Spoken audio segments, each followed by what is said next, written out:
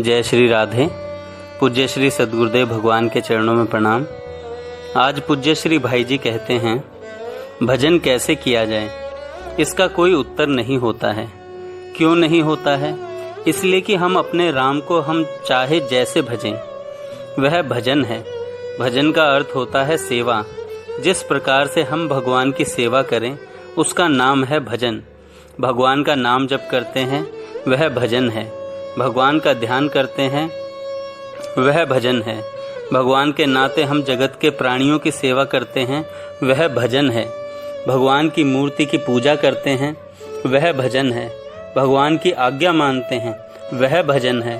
भगवान के शास्त्र वाक्यों के अनुसार अपना जीवन व्यतीत करते हैं वह भजन है। यह सब भजन है। परंतु एक बात समझ लें तो सब कार्य भजन हो जाएं। वह बात है कि हमारे पास 3 चीजें हैं, शरीर, मन और वाणी। इन तीनों का उपयोग हम भगवान के भजन में, उनकी सेवा में करें।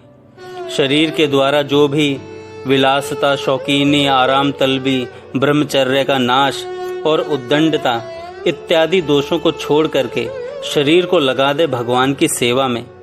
भगवान की सेवा का अर्थ मूर्ति पूजा, उनके श्री विग्रह की पूजा भी है और वह अवश्य करनी चाहिए, नित्य नित्य करनी चाहिए। परंतु एक ऐसी पूजा है जिससे हम जीवन पर्यंत भगवान की पूजा कर सकते हैं। अपने शरीर से हम जो भी कार्य करें उसमें यह भाव रखें कि हम भगवान की सेवा कर रहे हैं। शरीर का समस्त उपयोग भगवान की सेवा में करें। भगवान ने कहा है, यत् करोषि, तुम जो भी करो वह सब मेरे को अर्पण करो। सोएं हम और अर्पण भगवान को हो, भोजन हम करें और अर्पण भगवान को हो। अब इस बात को समझना है कि यह कैसे हो। कोई व्यक्ति अमुक पदार्थ इसलिए खाता है कि उसमें स्वाद है। किसी को मिठाई अच्छी लगती है, किसी को नमकीन और किसी को जीभ के स्वाद के लिए खट्टी चीज अच्छी लगती है। एक व्यक्ति भोजन इसलिए करता है कि अमुक अमुक पदार्थ को शरीर के लिए आवश्यक है, उपयोगी है, उन्हें खाए तो स्वास्थ्य ठीक रहेगा। एक आदमी इसलिए भोजन करता है कि अमुक अमुक चीजों को खाने से मदमत्त हो जाएंगे और अधिक भोग करेंगे। एक आदमी भोजन इसलिए करता है कि शरीर में शक्ति आएगी, तब जनता की सेवा, माता पिता की सेवा और देश की सेवा भली भांति कर सकेंगे। एक आदमी भूख मिटाने के लिए किसी प्रकार पेट भर लेता है और एक आदमी इसलिए भोजन करता है कि शरीर मिला है भगवत प्राप्ति के लिए। परंतु भगवत प्राप्ति होती है भजन से और भजन के लिए शरीर की रक्षा आवश्यक है। इसलिए वह वैसा ही भोजन करता है जिससे सात्विक विचार उत्पन्न हो, भजन में मन लगे, विकार न हो और भजन में जीवन बन जाए। इस प्रकार इस रूप में 6 प्रकार से भोजन करने वाले भोजन करते हैं। परंतु भोजन करने वाले का भाव भिन्न भिन्न है, इसलिए उनका फल भिन्न भिन्न होता है। एक का भोजन भगवत प्राप्ति कराने वाला और दूसरे का भोजन नरकों में ले जाने वाला है। शक्ति संपन्न होकर दूसरों को मारने के लिए, भोग भोगने के लिए, सेवा के लिए, शक्ति के लिए, स्वाद के लिए और भगवान के लिए भोजन होता है। जो इससे भी ऊंचा बढ़ जाता है, उससे यदि कोई पूछे कि तुम खाते क्यों हो, तब उनका उत्तर होता है कि मुझे खाता देखकर मेरे श्री कृष्ण हंसते हैं, उनको सुख मिलता है इसलिए खाते हैं। सुख के लिए नहीं, भजन के लिए भी नहीं, अपितु श्री कृष्ण के सुख के लिए। यह सर्वोत्तम भोजन है। इसी प्रकार एक व्यक्ति कपड़ा इसलिए पहनता है कि मेरे कपड़ों को देखकर लोग मेरी तरफ आकर्षित होंगे, लोगों को दिखाने के लिए सजता है। दूसरा ऐसे स्वाभाविक सजना प्रिय होता है, वह दिखाता नहीं है। एक आदमी इसलिए कपड़ा पहनता है कि समाज में लज्जा की रक्षा करनी चाहिए, समाज उपयोगी वस्त्र पहनने चाहिए और शरीर की रक्षा करनी चाहिए शीत और धूप से। एक व्यक्ति कपड़े इसलिए पहनता है कि शरीर की रक्षा होगी तब भजन होगा, और व्यक्ति कपड़े पहनता है भगवत प्रेम के लिए। कपड़े सभी पहनते हैं, परंतु अपने अपने भाव का अंतर होता है।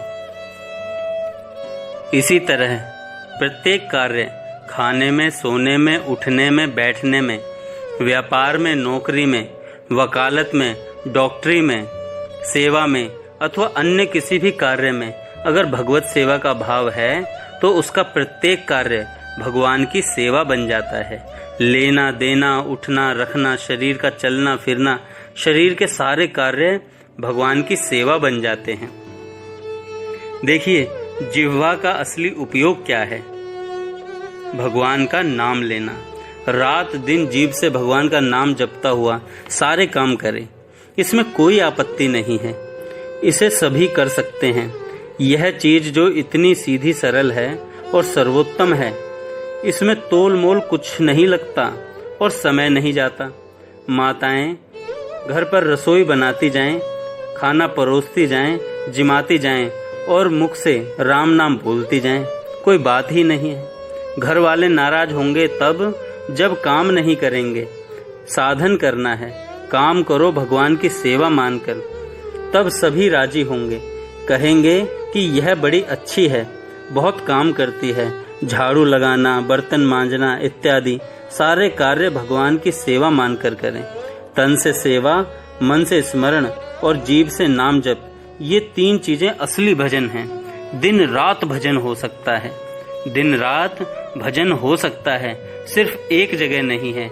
जब मंदिर में जाएं तो पूजा करें, भगवान के श्री विग्रह के सामने बैठें तो उनकी षोडश उपचार, पंचोपचार से जैसी चाहें वैसी पूजा करें और दिन भर सारे जगत के प्राणियों में भगवान को देखकर उनकी पूजा करें कि सिया राम मैं सब जग जानी, करऊं प्रणाम जोर जुग पानी। सभी को प्रणाम करें, सभी की पूजा करें। शत्रु कोई है ही नहीं, पराया कोई नहीं, सब हमारे भगवान के हैं, नारायण के रूप हैं। इस प्रकार से तीनों के द्वारा भगवान की सेवा करें तो जीवन भगवत भजनमय हो जाए। फिर उसका परिणाम क्या होगा?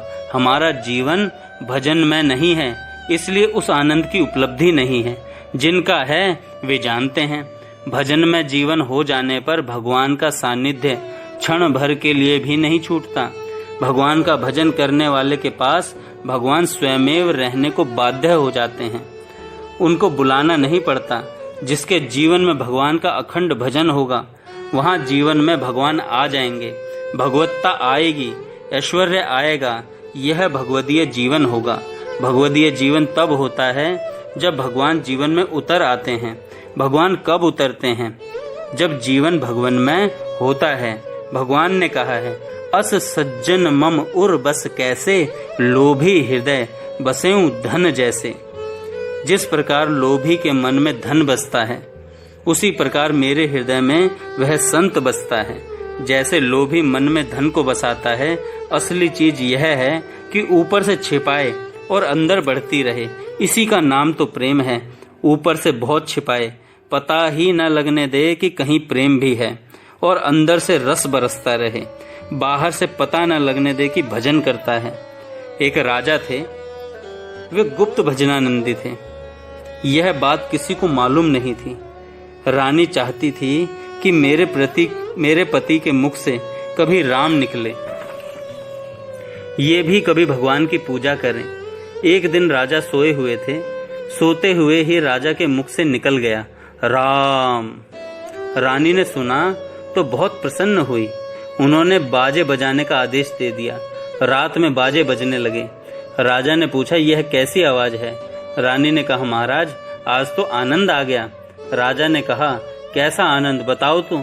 रानी ने कहा कि आज आपके मुख से राम निकल गया। राजा ने विस्मय से कहा, निकल गया? मेरे मुख से राम निकल गया? फिर प्राण भी निकल जाएं। फिर प्राण भी निकल गए और राजा ने प्राण त्याग दिए। यह है गुप्त भजन। भजन को बताया नहीं जाता। जहाँ भजन को बताया जाता है वहाँ भगवान नहीं बसते, उसके मन में भगवान नहीं बसते, वहाँ तो कुछ और चीज ही बसी रहती है। जहाँ भजन ऐसा हो गया कि भजन में जीवन है, वह भगवान में जीवन है, उसमें भगवान आ बसते हैं। भगवान उसको अपने हृदय में बसा लेते हैं। उसके बिना भगवान रह नहीं सकते। जहाँ अखंड भजन है, जीवन भजन में है, वहाँ भगवान बिना उसके रह नहीं सकते। भगवान उसके पास रहना पसंद करते हैं। भगवान को सुख मिलता है। यह अनुभव करके देखने की चीज है। भगवान को सुख मिलता है और सुख के लोभ से भगवान उसके पास रहते हैं। भगवान बुलाते हैं। जब कोई ऐसा भजनानंदी नहीं आता तो भगवान उसको बुलाते हैं। आप जानते होंगे रास पंचाध्यायी में यह बात आई है। गोपियां गई अथवा गोपियों को भगवान ने बुलाया। किसने पहले वंशी बजाई? वंशी बजाकर किसने प्रेरणा की?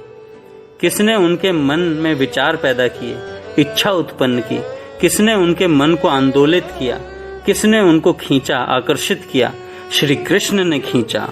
श्री कृष्ण ने खींचा। उनका नाम है खींचने वाला। कृष्ण का अर्थ है खींचने वाला। कोई पापी हो तो उसके पाप को खींचकर बहा दें और कोई मन में रखे तो मन को खींच लें। भगवान ने वंशी बजाकर उन्हें खींच लिया। रास पंचाध्यायी जो पढ़ते हैं उन्हें सबसे पहले एक शब्द पर ध्यान देना चाहिए। वह शब्द है भगवान। फिर आगे बढ़ना चाहिए, नहीं तो अर्थ का अनर्थ हो जाएगा। भगवान ने क्या किया? भगवान ने मन बनाया इसलिए कि गोपांगनाओं को बुलाना है। क्यों? इसलिए कि उनके बिना रह नहीं सकते। क्यों नहीं रह सकते? एक ही चीज है, वह है गोपांगनाओं के पास अपना मन ही नहीं है। गोपांगनाओं के पास अपना जीवन नहीं है। ता मन मनस्का मत प्राणा मदर्थे तक्त देहिका। ऐसी हैं श्री गोपांगनाएं। अतः भगवान में तन मन लगा दो। भगवान आप में आकर बस जाएंगे या आपको लेकर अपने मन में लोभी के धन की तरह बसा लेंगे। जैसे लोभी धन के पीछे धन को छिपा कर रखता है कि उसे कोई देख न ले, कोई छीन न ले, बढ़ता ही रहे। उसी प्रकार भगवान चाहते हैं कि यह मेरे हृदय में बसा रहे। भगवान ने अर्जुन के लिए अग्नि से वरदान मांगा।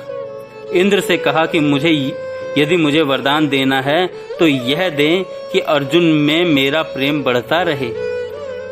सभी भक्त वरदान मांगते हैं। महाभारत में कथा आती है कि जब परीक्षित गर्भ में थे तो अश्वत्थामा ने ब्रह्मास्त्र छोड़ दिया उन्हें मारने के लिए। तब भगवान ने प्रतिज्ञा की कि यदि अर्जुन से मेरा प्रेम अखंड रहा हो तो बच्चा जीवित हो जाए।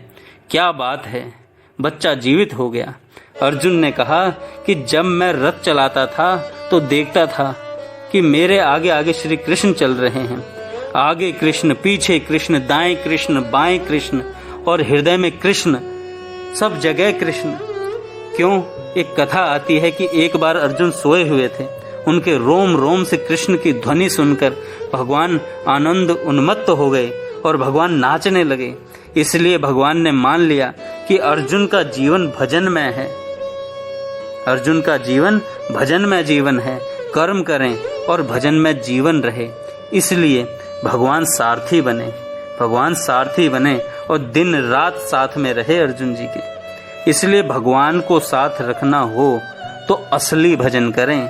असली भजन का अर्थ है तन से, मन से और वाणी से भगवान का सेवन। जय श्री राधे।